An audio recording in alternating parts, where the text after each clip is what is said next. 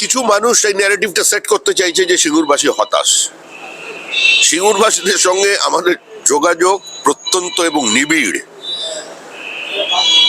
প্রধানমন্ত্রী স্পষ্ট করে দিয়েছেন যে আইন শৃঙ্খলার অবনতি যদি হয়ে যায় সেখানে আর কোনো বিনিয়োগ হয় না।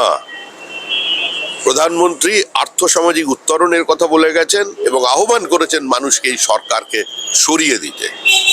এই সরকার যতক্ষণ আছে, যতক্ষণ জুডিশিয়ারির ওপরে, সংবাদ মাধ্যমের ওপরে এবং সাধারণ মানুষের ওপরে, শিল্পপতিদের ওপরে আক্রমণ চলেছে, ততদিন পর্যন্ত পশ্চিমবঙ্গে কোনো বিনিয়োগ হবে না।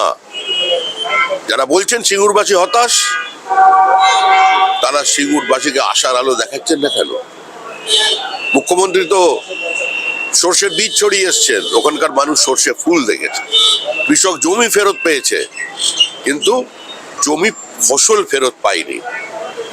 একটা অচল অবস্থা তৈরি হয়েছে, শিল্পের বদ্ধভূমি তৈরি হয়েছে। মুখ্যমন্ত্রী পশ্চিমবঙ্গের শিল্প সম্ভাবনাকে ধ্বংস করে দিয়েছেন। এ রাজ্যের শিল্পপতিরা ভিন রাজ্যে বিনিয়োগ করছেন।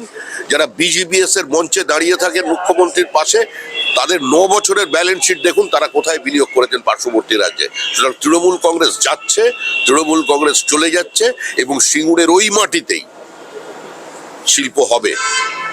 যে স্বপ্ন ওখানকার মানুষ দেখেছিলেন বা আমরা দেখেছিলাম যে একটা ইন্টারন্যাশনাল অটোমোবাইল হাব তৈরি হতে চলেছে আজকে সিঙ্গুরে, সেটাই হবে। সব খবর সবার আগে পেতে আমাদের চ্যানেলটি সাবস্ক্রাইব করুন এবং পাশে থাকা বেল আইকনটিতে ক্লিক করুন, লাইক ও শেয়ার করুন।